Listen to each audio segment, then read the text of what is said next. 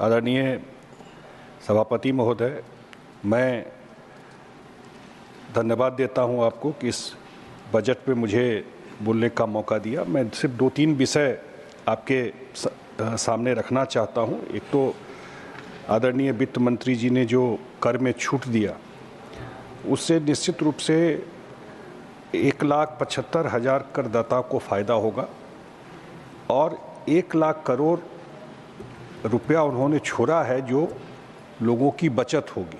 और हमारे एक साथी यहाँ अच्छा बोल रहे थे कि ये अपेक्षा करते हुए कि कंजम्पशन में, सेविंग में, इन्वेस्टमेंट में ये काम आएगा कि मार्केट में वो पैसा जाए लोगों को, और फिर वो चेन डेवलप होता है। जब आप जाके पैसा खर्चा करते हैं तो प्रोडक्टिविटी भी होगा, मैन्युफैक्चरिंग भी होगा, मार्केट भी चलेगा, तो वो यहीं पे खर्चा करें, ये अपेक्षा ज़रूर किया होगा।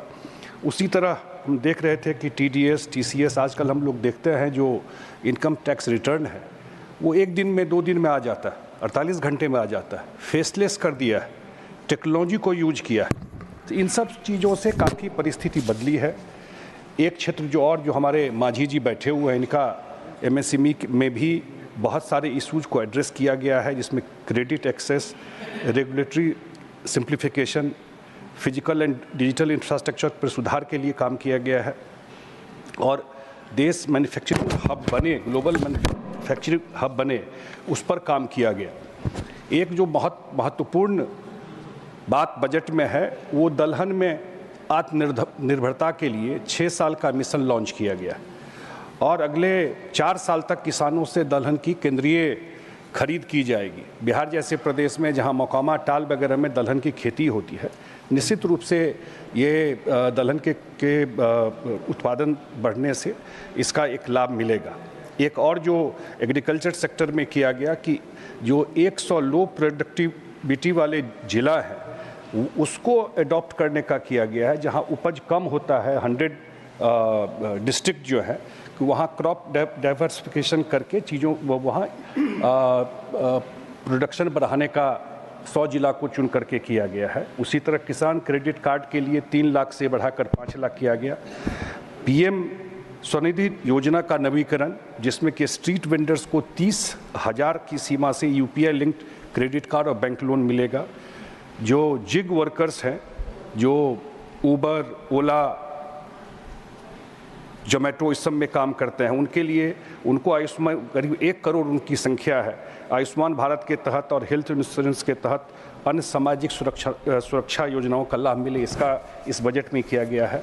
हम लोग देखते हैं कि अभी कोरोना हुआ या यूक्रेन में वॉर हुआ तो कितने सारे स्टूडेंट मेडिकल का वहाँ पढ़ने गए हुए थे। इतना डिमांड है तो वो अगले 1 साल में 10,000 और अगले 5 साल में 75,000 मेडिकल स्टूडेंट की सीटों को बढ़ाने का इस बजट में आया है। उसी तरह जो अर्बन इंफ्रास्ट्रक्चर के लिए जो चैलेंजेज हैं उसके लिए स्पेशल फंड दिया गया है कि जो अर्बन, इस बार तो दिल्ली के चुनाव में हम लोग देख रहे थे किस तरह दिल्ली के कॉलोनियों में रोड, पानी का हाल था, तो उसके लिए जो पूरा देश के लिए दिया गया है।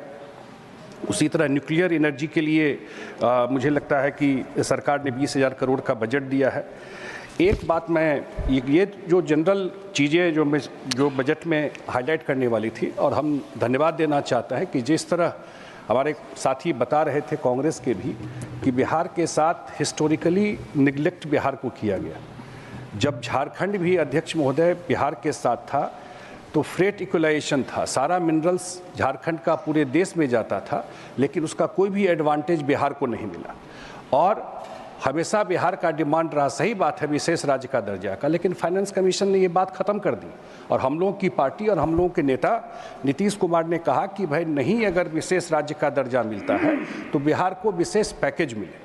और हम धन्यवाद देना चाहते हैं आदरणीय प्रधानमंत्री नरेंद्र मोदी जी को कि पिछले बजट में भी बिहार के फ्लड को उन्होंने एड्रेस किया। कभी एड्रेस नहीं हुआ, कोसी का फ्लड आता रहा। हम लोग जिस एरिया से आते हैं अध्यक्ष महोदय, मिथिला एरिया है, वो हर एक साल फ्लड देखते रहे। हमेशा होता था कि नेपाल में हाई डैम बन रहा, लेकिन पहली बार भारत सरकार ने नॉर्थ बिहार के मिथिला के फ्लड को भी एड्रेस किया।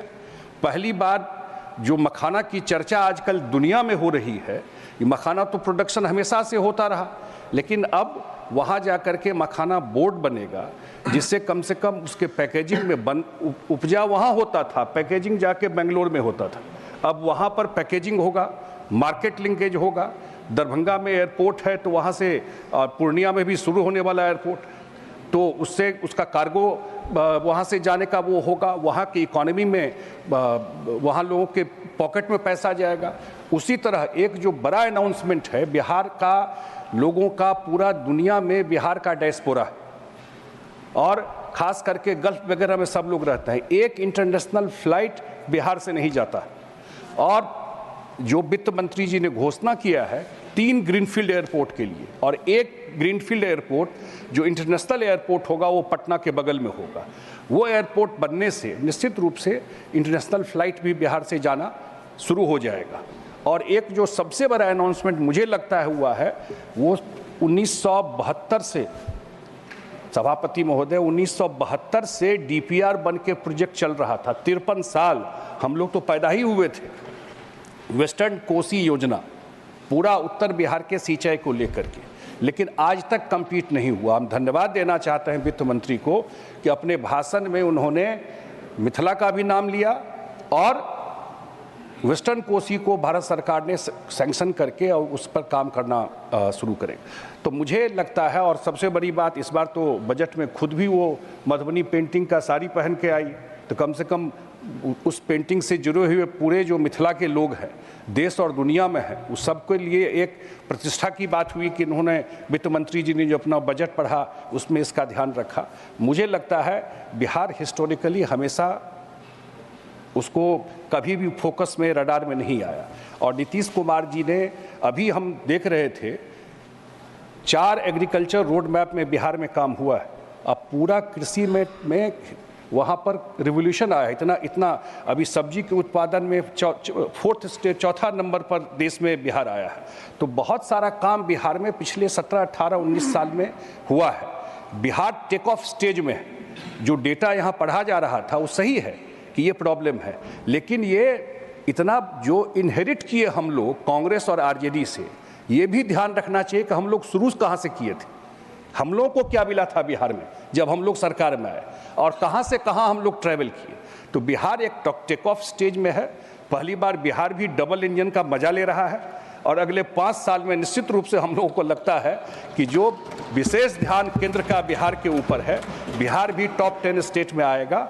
और दोनों बजट, पिछला बजट भी और इस बार के बजट में भी, जो केंद्र सरकार का और आदरणीय प्रधानमंत्री नरेंद्र मोदी जी का जो पूर्वोदय का एक परिकल्पना है कि जब तक पूरब के स्टेट मेन लिंक में नहीं आएंगे तब तक पूरा का पूरा जो विकसित भारत का सपना है नहीं हो पाएगा।